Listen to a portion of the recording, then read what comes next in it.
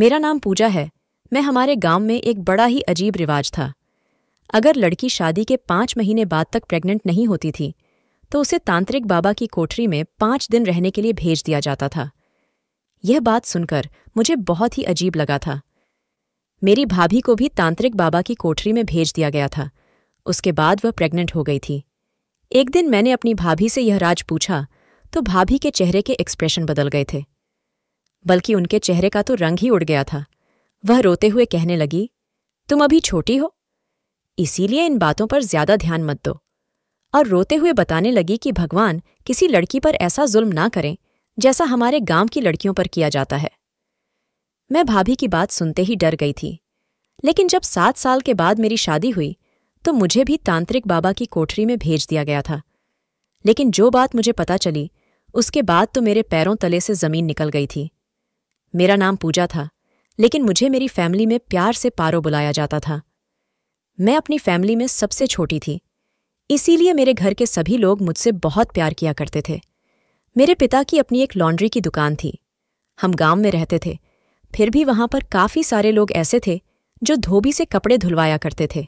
जैसे जैसे मैं जवान होती गई मुझे आइडिया हुआ कि हमारे गांव के कुछ रिवाज बहुत अजीब से है, जिनको लोग मानते भी हैं और उन पर ध्यान भी दिया जाता है। हमारे गांव में लड़कियों को पढ़ाने लिखाने का कोई रिवाज नहीं था, बल्कि उनका जन्म होते ही उनका दहेज इकट्ठा करना शुरू कर दिया जाता था और उनकी शादी के बारे में पहले से ही सोच विचार कर लिए जाते थे। जैसे ही लड़की जवानी की दहलीज तक पहुंचती थी तो उसकी शादी भी कर दी जाती थी और शादी भी अपने ही गांव में की जाती थी। आज तक कभी ऐसा नहीं हुआ कि किसी भी लकड़ी की शादी हमारे गांव से बाहर की गई हो। अगर लड़की हमारे गांव की होती तो उसकी शादी हमारे गांव के ही लड़के के साथ की जाती थी। मैं बस 4th क्लास तक ही पढ़ी हुई थी और मुझे आगे पढ़ने का बहुत शौक था, मगर मेरे पिताजी ने मना कर दिया। मैं 4th क्लास तक भी बड़ी जीत से पढ़ी थी। मेरे परिवार वाले तो मेरा स्कूल में एडमिशन ही नहीं कराना चाहते थे। मैं आगे पढ़ने की और जिद करती तो मेरे पिताजी कहते कि बस यही तक बहुत है, हमारे गांव में यह सब नहीं चलता। मैं बहुत रोई थी और बहुत तड़पी थी, मगर मेरे पिता पर कोई असर नहीं पड़ा था। मुझे मेरी एक फ्रेंड ने एडवाइस दो कि सब गांव वाले हमारे गांव के फेमस तांत्रिक बाबा को बहुत मानते हैं। तुम तांत्रिक बाबा के पास जाकर उनसे सिफारिश करवाओगी तो तुम्हारे पिता जरूर मान जाएंगे। ऐसे ही एक दिन मेरे सब घर वाले कहीं गए हुए थे, इसीलिए मैं चुपचाप अपने घर से बाहर निकल आई और मैंने आज से पहले कभी तांत्रिक बाबा को नहीं देखा था। बस इतना जानती थी कि वही पूरे गांव और गांव के लोगों पर अपना राज चलाते हैं और सब लोग उनकी ही बातों को मानते हैं। इसीलिए मुझे उम्मीद थी कि वो मेरी सिफारिश मेरे पिता से करेंगे तो मुझे आगे पढ़ने की भी परमिशन मिल जाएगी। रास्ते में एक छोटा सा घर आता था। जैसे ही मैं इस घर के आगे से गुजरी तो घर की खिड़की से एक लड़की झांक रही थी। उसने मुझे खिड़की से ही आवाज लगाई और उसने मुझे अपने घर के अंदर बुला लिया। वो मुझसे पूछने लगी कि इतनी कड़ी धूप में तुम कहाँ जा रही हो। तो मैंने उसे सारी बात बताई और कहा कि मैं तांत्रिक बाबा के पास जा रही हूँ। कुछ देर सोचने के बाद उसने मुझसे कहा कि तुम्हें पढ़ने का बहुत शौक है तो मैं तुम्हें पढ़ाऊंगी, लेकिन इस बारे में किसी को पता नहीं चलना चाहिए कि तुम मुझसे पढ़ती हो।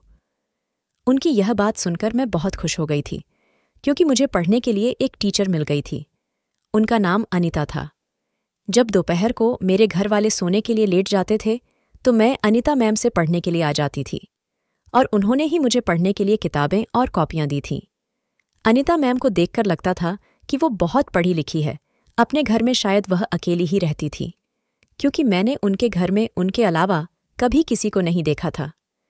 अनीता मैम के पहनने के कपड़े भी गांव की और लड़कियों से काफी डिफरेंट होते थे।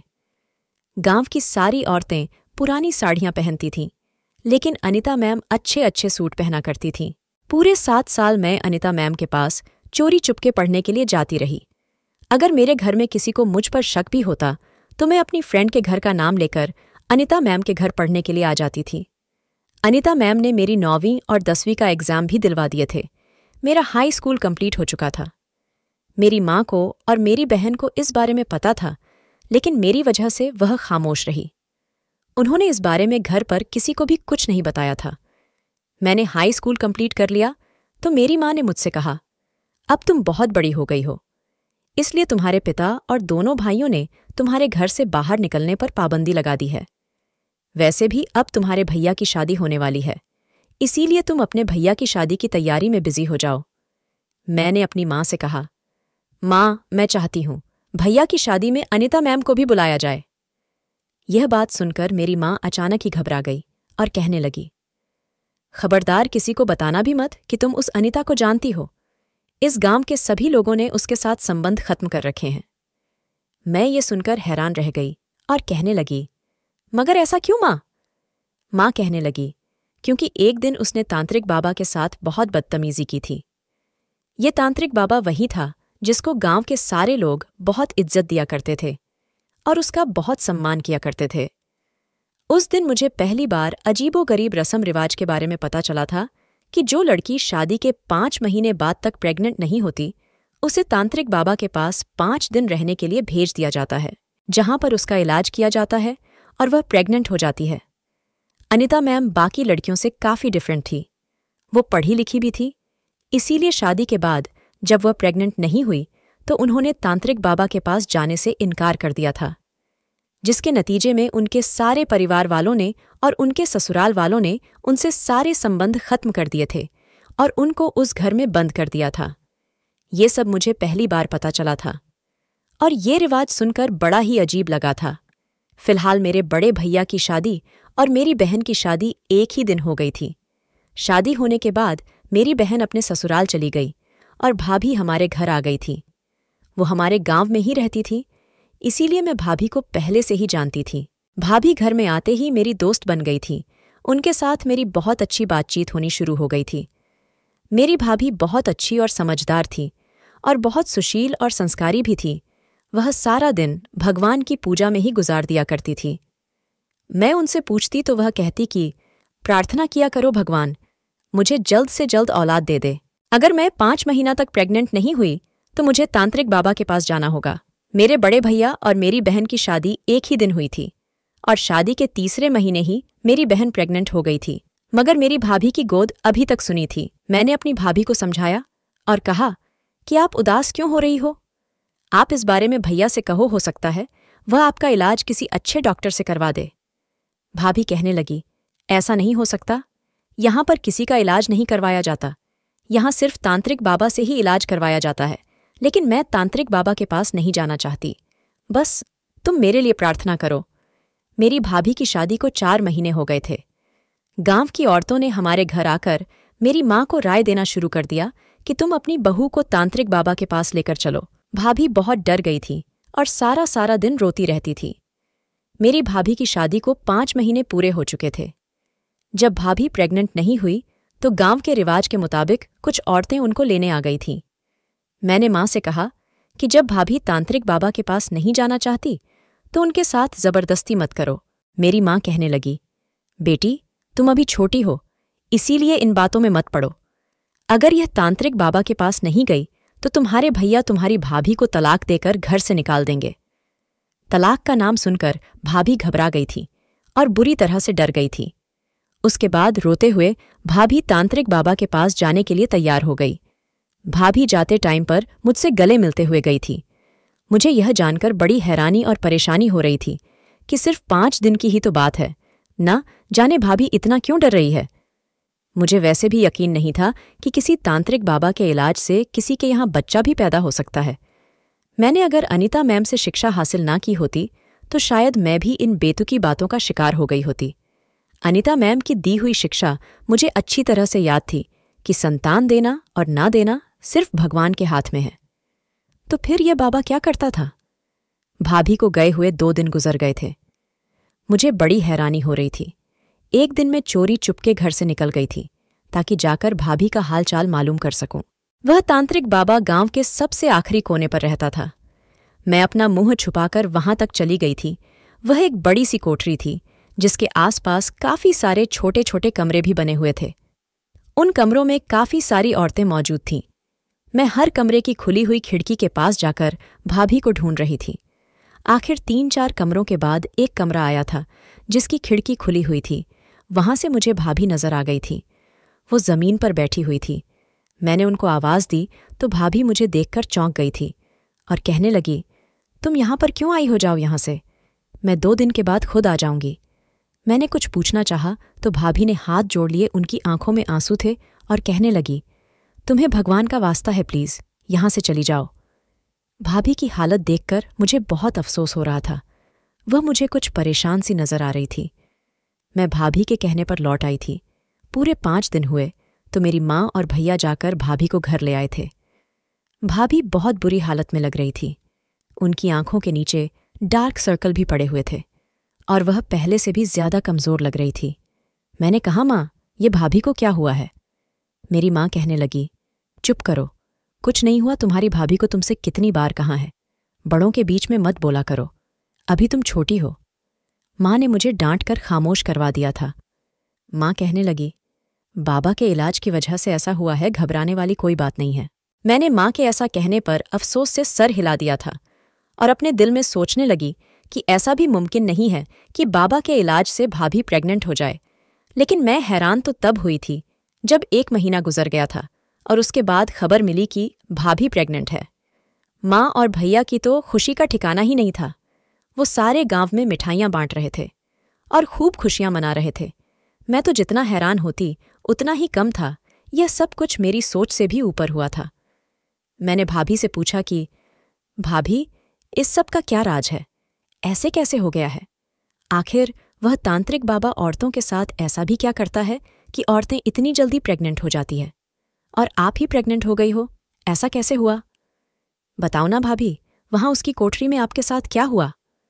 मेरी यह बात सुनकर भाभी के चेहरे के एक्सप्रेशन बदल गए थे। वो अपनी आंखों में आंसू भरकर कहने लगी, मुझे यह सब मत पूछो। मैंने भाभी से बहुत जिद की तो भाभी ने बस इतना ही कहा, तुम अभी छोटी हो, मैं तुम्हें डिटेल नहीं बता सकती। बस इतना समझ लो कि इस रिवाज ने मुझ समेत कई लड़कियों की जिंदगी बर्बाद की है। भगवान किसी भी लड़की पर ऐसा जुल्म ना करें जो हमारे गांव की लड़कियों पर होता है। मैं भी भाभी की बातें सुनकर डर गई थी कि आखिर ऐसा क्या जुल्म होता है। भाभी ने कहा, वक्त आने पर तुम्हें भी सब कुछ पता चल जाएगा। उस दिन के बाद हमेशा मैंने भाभी को उदास ही देखा था। 9 महीने पूरे होने के बाद भाभी ने एक बेटी को जन्म दिया था। भाभी की बेटी देखने में बिल्कुल भाभी पर ही गई थी। लेकिन चौंकाने वाली बात यह थी कि संतान के लिए मिन्नतें और प्रार्थना करने वाली भाभी की जब अपनी संतान हो गई थी तो वह उसे देखती भी नहीं थी। लगता ही नहीं था कि वह उनकी अपनी बेटी है। वह तो उससे ज्यादा प्यार भी नहीं करती थी। मेरी माँ ही उसे संभाले फिरती थी। मैं कई बार भाभी को कहती कि अपनी बेटी का ध्यान रखा करो। आपकी बेटी को हम क्यों संभाले, हमसे ज्यादा यह आपकी बेटी है। मगर वो शायद दिमागी मरिज बन चुकी थी। हंसकर कहती थी, उसे वहीं उस कोठरी पर ही छोड़ाओ। मैं क्यों उसे हाथ लगाऊं? मैं तो गंदी हो गई हूं, मेरे साथ गंदा काम किया गया है। पता नहीं क्यों, मगर मुझे यही लगता था कि जब से भाभी उस तांत्रिक बाबा के पास गई है तब से ही वह बहुत अजीब सी हो गई है। मुझे भाभी की हालत पर तरस आने लगा था। वह हमेशा खोई खोई सी रहती थी। माँ रोज परेशान होकर यही कहती थी कि इसे ठीक करने के लिए एक बार फिर से तांत्रिक बाबा के पास लेकर जाना पड़ेगा। एक दिन जब भाभी के सामने यह बात हुई कि उन्हें दोबारा से तांत्रिक बाबा के पास लेकर जाना पड़ेगा, यह बात सुनकर वह पूरी तरह से डर गई थी और कहने लगी, नहीं, मुझे दोबारा उसके पास नहीं जाना है। वो डर की वजह से खुद को बदलने की कोशिश कर रही थी और वह ठीक भी हो गई थी। उसके बाद मेरी माँ बड़े गर्व के साथ लोगों से कहती कि देखा, बस तांत्रिक बाबा का नाम लिया है और हमारी बहू ठीक हो गई है। इससे बढ़कर उनके चमत्कार का सबूत और क्या होगा। मगर मेरा दिल यह मानने को तैयार ही नहीं था। मैंने 1-2 बार फिर से भाभी से पूछा, बताओ भाभी, तांत्रिक बाबा ने किस तरह से आपका इलाज किया? मगर वह हंस देती थी, तुम फिक्र मत करो, तुम्हें सब पता चल जाएगा जब तुम्हारी शादी होगी। मैं भाभी की हालत देखकर सोचती रहती थी कि भगवान ना करें मुझे उसके पास जाना पड़े। इसी तरह से 2-3 साल गुजर गए थे और इसी दौरान मेरी एक फ्रेंड की भी शादी हो गई थी। वो भी 5 महीने तक प्रेग्नेंट नहीं हुई तो उसे भी तांत्रिक बाबा के पास भेज दिया गया था। मगर वह जब वापस आई तो बहुत खुशहाल नजर आ रही थी। मुझे लगा कि वह भी भाभी की तरह उदास और परेशान होगी और मुझे कोई और ही कहानी सुनाएगी।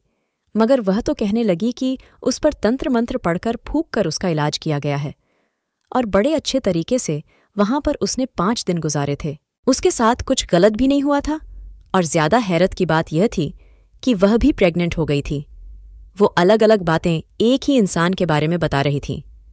मैं बहुत उलझन का शिकार हो गई थी। मेरे लिए गांव से एक रिश्ता आया और जल्दी ही मेरी शादी भी कर दी गई थी। मैं अपनी शादी के बाद बहुत खुश थी क्योंकि मेरा पति बहुत अच्छा इंसान था और मेरी ससुराल में भी सब लोग बहुत अच्छे थे। मैंने कभी सपनों में भी नहीं सोचा था कि जो दूसरों के साथ हुआ है ऐसा कभी मेरे साथ भी हो सकता है। जैसे ही मेरी शादी को 3 महीने गुजरे, हर तरफ से आवाज़ आने लगी कि तुम्हारे यहाँ बच्चा कब पैदा होगा, यह प्रेग्नेंट कब होगी। कोई औरत हमारे घर के आकार कहती कि अगर तुम्हारी बहू 5 महीनों तक प्रेग्नेंट नहीं हुई तो इसे तांत्रिक बाबा के पास ले जाना। मैं इन सारी बातों से बहुत परेशान हो गई थी और परेशान होकर अपनी अनिता मैम के पास चली गई थी और उनको सारी बात बताकर उनसे राय मांगी। उन्होंने मुझसे कहा कि ऐसा करना, अपनी शादी के 5 महीने पूरे होने के बाद तुम अपनी ससुराल वालों को झूठ बोल देना कि तुम प्रेग्नेंट हो गई हो। मैं यह राय सुनकर परेशान हो गई और कहने लगी कि ऐसे तो कुछ दिनों बाद मेरा राज खुल जाएगा और जब सच सबके सामने आएगा फिर मैं क्या करूंगी। अनिता मैम ने कहा, तो फिर तुम्हारे पास एक ही रास्ता है, तुम वहां जाने से मना कर देना। मैंने दुखी होकर उनसे कहा कि आपकी तरह मुझे भी घर के अंदर कैद करके रखा जाएगा। आप तो बहुत मजबूत हो, लेकिन मैं इस तरह की जिंदगी नहीं जीना चाहती। अनिता मैम ने हैरान होकर पूछा, फिर तुम क्या करोगी? मैंने उनसे कहा कि मैं तांत्रिक बाबा के पास जरूर जाऊंगी और जाकर सच का पता लगाऊंगी कि आखिर वहां पर क्या चल रहा है, और मैं अपनी सास को भी कह दूंगी कि ठीक है, मैं चली जाऊंगी। रिवाज के मुताबिक मेरी सास और गांव की 2 औरतें मुझे अपने साथ लेकर तांत्रिक बाबा की कोठरी पर छोड़ने चली गई थीं। रास्ते में मुझे मेरी भाभी मिल गई थी और वो इशारे से मुझे मना कर रही थी कि वहां मत जाओ, मगर मैं इतने सालों से अपने अंदर चलती हुई कशमकश और सवालों के जवाब जानना चाहती थी, इसीलिए मुझे वहां जाने का कोई डर खौफ भी नहीं था। मैंने जैसे ही वहां पर कदम रखा, हैरत की वजह से मेरे कदम जकड़ कर रह गए थे। ये वो माहौल नहीं था जो मेरी शादी से पहले था। यहां पर सारी औरतें गीता का पाठ पढ़ती हुई नजर आ रही थीं। चारों तरफ अगरबत्ती की खुशबू आ रही थी। मैंने इससे पहले कभी तांत्रिक बाबा को नहीं देखा था। मैंने उनका सिर्फ नाम ही सुना था और जब देखा तो मैं दंग रह गई थी। उसके पास एक काला पत्थर रखा हुआ था। वह आंखें बंद करके बैठा हुआ था। उसके पास लोग जाते और वह उन पर कुछ पढ़कर फूंक रहा था। ये सब देखकर मैं बहुत ज्यादा हैरान रह गई थी। भाभी तो कुछ और कहा करती थी, लेकिन यहां पर ऐसा कुछ भी नहीं था। मुझे तांत्रिक बाबा के कहने पर एक कमरे के अंदर छोड़ गई थी। ये कैमरा छोटा और सिंपल था और चारों तरफ चादर बिछी हुई थी। हर जगह मोमबत्ती लगी हुई थी। सारे कमरे में मोमबत्ती से रोशनी हो रही थी। इस खतरनाक कमरे में मुझे डर लग रहा था, लेकिन इस कमरे में मेरे अलावा और कोई मौजूद नहीं था। मैं यहां पर अकेली थी। मुझे अपनी दोस्त की बात पर यकीन आने लगा कि यहां पर सिर्फ तंत्र मंत्र फूंककर ही औरतों का इलाज किया जाता है। मेरी सास ने मुझे बताया था कि मुझे 5 दिन तक लगातार यहीं पर रहना है। मैं यहां पर सुबह के टाइम आई थी, लेकिन अब रात हो गई थी। रात के टाइम मेरे पास एक लड़की मुझे खाना देने के लिए आई थी। उस लड़की के अलावा कमरे में अभी तक कोई और मुझसे मिलने के लिए नहीं आया था और ना ही इस बाबा ने मुझे बुलाया था। मैंने सोचा उनके पास ज्यादा भीड़-भाड़ थी, इसलिए शायद मुझे सुबह बुलाया जाए। यही सब सोचकर मैं सोने के लिए लेट गई थी। मैं बहुत गहरी नींद में चली गई थी जब आधी रात को मुझे ऐसा महसूस हुआ कि कमरे के अंदर कोई दाखिल हुआ है। मेरी तो जान ही निकल गई थी। कमरे में बुरी तरह से अंधेरा छाया हुआ था। जो आदमी अंदर आया था उसके हाथ में मोमबत्ती थी और उस मोमबत्ती की रोशनी जब उस आदमी के चेहरे पर पड़ी तो उसे देखकर मुझे कुछ सुकून हुआ था। वो तो और कोई नहीं बल्कि मेरा पति था। मैंने हैरान होकर अपने पति से पूछा कि आप यहाँ पर क्या कर रहे हो? तो वो कहने लगे कि तुम अपनी पत्नी के कमरे में रात को जाकर सो जाना। वो कहीं अकेली रात को यहाँ पर डर ना जाए, इसीलिए मैं यहाँ पर तुम्हारे पास आ गया। मुझे यह सब सुनकर बड़ी तसल्ली हुई थी कि वह तांत्रिक बाबा ऐसा नहीं है जैसा मैंने उसके बारे में सोचा था। अगले दिन तांत्रिक बाबा ने मुझे और मेरे पति को सुबह सुबह अपने पास बुलाया और हम दोनों पर कुछ पढ़कर फूंक दिया और उसके बाद मेरे पति काम पर चले गए। उसके बाद मेरे पति ने मुझे मेरे ही कमरे में बने हुए मंदिर के आगे प्रार्थना करने के लिए कहा। फिर रात हुई तो फिर से मेरा पति मेरे पास आ गया था। मैं वहां का सारा माहौल देखकर बहुत इम्प्रेस हुई थी, लेकिन बस एक बात मुझे समझ नहीं आई थी कि मेरे पति ने इतने ढेर सारे पैसे उस तांत्रिक बाबा को क्यों दिए? कहीं ये इस बाबा की फीस थी या कुछ और? तो मेरा पति कहने लगा कि अरे पागल तांत्रिक बाबा हमारे लिए कितना कुछ कर रहे हैं, उनकी कोई फीस नहीं है, लेकिन ये मैंने अपनी खुशी से उनको दे दिए। यहाँ सब अपनी खुशी और हैसियत के मुताबिक उनको पैसे दे जाते हैं, उनके साथ कोई जबरदस्ती नहीं की जाती। बाबा जी इतने अच्छे हैं, तभी तो सारे गांव में तांत्रिक बाबा का नाम चलता है। तांत्रिक बाबा के पास 5 दिन तक मेरा इलाज चलता रहा था। मुझे वहां पर पीने के लिए कुछ दवाइयां भी दी जाती थीं। तांत्रिक बाबा मुझ पर कुछ फूंकने भी आते थे, लेकिन मुझे नजर उठाकर तक नहीं देखे थे। भाभी की सारी बातें झूठ निकली थीं। वो तो ऐसे रोती थीं जैसे यहां पर लड़कियों के साथ बहुत जुल्म किया जा रहा हो, जबकि मैंने देखा था कि यहां पर ऐसा कुछ भी नहीं था। मैं पूरे 5 दिन वहां पर रहकर आ गई थी। मेरी सास और पति को पक्का यकीन था कि मैं भी बहुत जल्द उनको प्रेग्नेंट होने की खबर सुना दूंगी। मगर 2 से 3 महीने गुजर चुके थे, लेकिन अभी तक मैं प्रेग्नेंट नहीं हुई थी। मेरी सास और बाकी लोग तरह तरह की बातें भी करने लगे थे कि लगता है इन पति पत्नी के पाप कुछ ज्यादा ही है, जो तांत्रिक बाबा के इलाज के बावजूद भी यह दोनों माता पिता नहीं बन पा रहे। मैं बहुत परेशान थी और इसी परेशानी में अपने माता पिता के घर चली गई थी। वहां पर भाभी भी मौजूद थी और अपनी बेटी को खाना खिला रही थी। भाभी मुझे देखकर मुझसे कहने लगी, क्या हुआ? वहां जाकर तुमने अपना शौक पूरा कर लिया। मैंने तुम्हें मना किया था कि तुम वहां पर मत जाओ, लेकिन तुमने मेरी एक नहीं सुनी। मैं तो पहले से ही बहुत परेशान थी। भाभी की बातें सुनकर मुझे और भी ज्यादा गुस्सा आ गया था। मैंने भाभी से गुस्से में कहा कि आपने मुझसे झूठ क्यों बोला? वहां पर तो कुछ भी ऐसा वैसा नहीं किया जाता, जिसको बताकर आप इतना रो रही थीं। वो तांत्रिक बाबा तो बहुत शरीफ इंसान है और वहां के लोगों का इलाज बहुत ईमानदारी के साथ करता है। मेरी बात सुनकर भाभी हंसने लगी और कहने लगी, तो फिर तुम प्रेग्नेंट क्यों नहीं हुई हो अब तक? और बाकी की लड़कियां वहां जाने के बाद प्रेग्नेंट क्यों हो गई है? मैं कैसे प्रेग्नेंट हो गई? मेरे पास तो एक बेटी भी है। मैं भी तो तांत्रिक बाबा के पास ही गई थी ना। मेरे पास भाभी के सवाल का कोई जवाब नहीं था, इसीलिए मैं चुप रही। भाभी मुझसे कहने लगी, तुम्हें डॉक्टर के पास जाना चाहिए। मैंने कहा, भाभी आपको तो पता है कि हमारे गांव में डॉक्टर के पास नहीं, बल्कि यही तांत्रिक बाबा के पास ही जाते हैं। मैंने आपकी ही बातों पर यकीन किया था और वहां पर चली गई थी, ताकि वहां पर कुछ ऐसा वैसा हो जाए तो मैं इसका सच सारे गांव वालों के सामने ला सकूं। लेकिन मुझे वहां कुछ गड़बड़ नजर नहीं आई। भाभी कहने लगी, अब तुम देखना रोज तुम्हारे घर 2 औरतें आएंगी और जो तुमसे कहेंगी कि अपने पापों का पश्चाताप करने के लिए दोबारा तांत्रिक बाबा के पास चली जाओ। तुम नहीं भी जाना चाहोगी तो फिर भी यह सारे गांव वाले तुम्हें दोबारा वहां भेजने पर तुम्हें मजबूर कर देंगे। और इस बार तुम्हारा पति भी तुम्हारे साथ खड़ा नहीं होगा। तुम्हें इस बात पर यकीन नहीं आता है तो तुम मेरी यह सारी बातें लिख कर रख लो। मैं भाभी की सारी बातें सुनकर डर गई थी और अपने घर मतलब अपनी ससुराल को वापस आ गई थी। लेकिन अब की बार तो वही हुआ था जैसा भाभी ने कहा था। रोज अलग अलग तरह की 2 औरतें हमारे घर आ जाती थीं और मेरी सास से वही सब कुछ कहती जो मुझे भाभी ने बताया था। वह कहती कि अपनी बहू को दोबारा से तांत्रिक बाबा के पास लेकर जाओ, इसके पापों का पश्चाताप करवाओगी, तभी जाकर तुम दादी बनोगी। रोज हमारे घर कोई ना कोई नई औरत आती थी और मेरी सास को पट्टियां पढ़ाती थीं। इसीलिए एक दिन मैंने अपने पति से कहा कि चलो दोबारा तांत्रिक बाबा के पास चलते हैं। अब तक भाभी की कही गई सारी बातें सच साबित होती चली आ रही थीं। मैं और मेरे पति वहां पर गए तो तांत्रिक बाबा हमसे कहने लगा, तुम्हारे पति के पाप तो बहुत कम है, लेकिन तुम्हारे पाप ज्यादा है जिनका पश्चाताप करना होगा।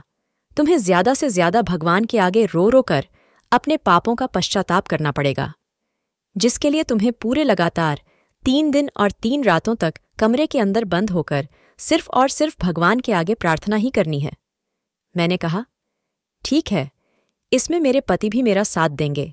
लेकिन तांत्रिक बाबा ने कहा, नहीं, इस बार तुम्हारा पति तुम्हारा साथ नहीं देगा और ना ही कमरे में रुकेगा। ये बात सुनकर तो मेरे पसीने ने छूट गए थे।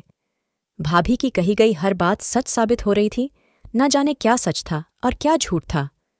वो जो मैं अपनी आंखों से पिछली बार देख चुकी थी वो सच था, या जो मैं अब देख रही थी वो सच था। मैं अपने पति को रोकना चाहती थी, मगर वो नहीं रुके और मुझे छोड़कर चले गए। मेरा दिल कह रहा था कि मुझे यहां से भाग जाना चाहिए, क्योंकि मुझे अपने साथ कुछ गलत होने का अंदेशा नजर आ रहा था। लेकिन मैं उठकर कमरे में चली गई जहां पर मुझे तांत्रिक बाबा ने जाने के लिए कहा था। मैं दोबारा वही आ गई थी जहां पर मैं पहली बार भी नहीं जाना चाहती थी, और एक बार फिर से मैं उसी कमरे में आ गई थी क्योंकि हालात ही ऐसे हो गए थे। क्योंकि मैं ना चाहते हुए भी भाभी के कहने पर यहां पर आ गई थी, और फिर मुझे सच का भी तो पता लगाना था। थोड़ी ही देर गुजरी थी कि तांत्रिक बाबा भी कमरे में आ गया था। मैंने कहा, आप यहां पर क्या करने आई हैं?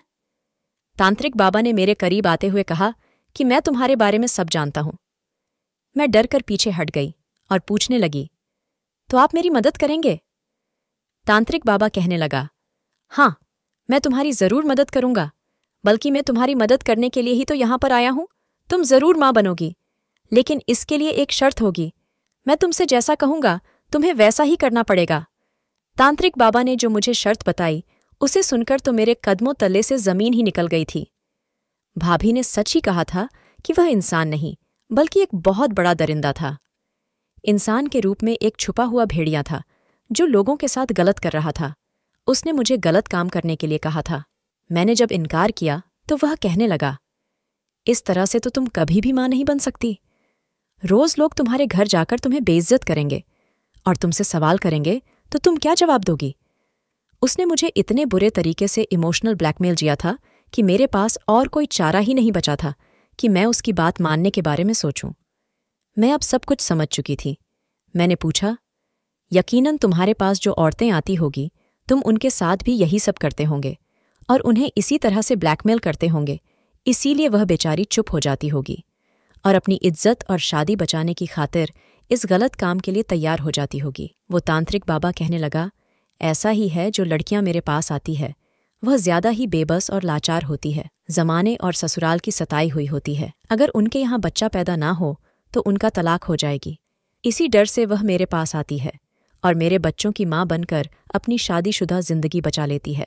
मेरी मानो तो तुम्हें भी अपनी शादीशुदा जिंदगी बचाने के लिए ऐसा ही करना चाहिए। मैंने कहा, तुम्हें शर्म नहीं आती? मासूम गांव वालों को धोखा देते हुए यह रस्म रिवाज के नाम पर तुमने बहुत सी औरतों के साथ गलत काम किया है, उनकी इज्जत के साथ खिलवाड़ किया है। वह हंसने लगा और कहने लगा, इस रिवाज की शुरुआत मेरे पिता ने की थी। वह अच्छी खासी कमाई करते थे और इलाज के नाम पर अय्याशी भी कर लिया करते थे। यह गांव वाले बहुत मासूम लोग हैं। इनको बेवकूफ़ बनाना बहुत ही आसान बात है, क्योंकि इनको बेवकूफ़ बनाया नहीं जा सकता। यह लोग तो पहले से ही बेवकूफ़ हैं। अपनी बहन बेटियों और पत्नियों को गैर मर्द के हवाले छोड़ जाते हैं। मैं उस आदमी की बातें सुनकर शॉक्ड रह गई थी। उसने मुझे काफ़ी सारी ऐसी बातें बताई थीं जो हैरान कर देने वाली थीं। वो आदमी जिसे सारे गांव वाले अपना सब कुछ मानते थे, वह इतना घटिया हो सकता है, मैंने यह कभी सपने में भी नहीं सोचा था। लेकिन जब पहली बार मैं आई थी तो यहाँ पर सब कुछ बहुत अलग था।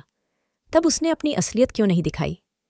यही सवाल जब मैंने उससे पूछा तो वह कहने लगा, मैंने पूरे गांव में अपनी खबरी औरतें फैलाई हुई है, जो एक तो मेरे बारे में लोगों का भरोसा जीत लेती है और दूसरा वह जानबूझकर उन लड़कियों के घर जाती थी जिनके यहाँ बच्चे पैदा नहीं होते थे।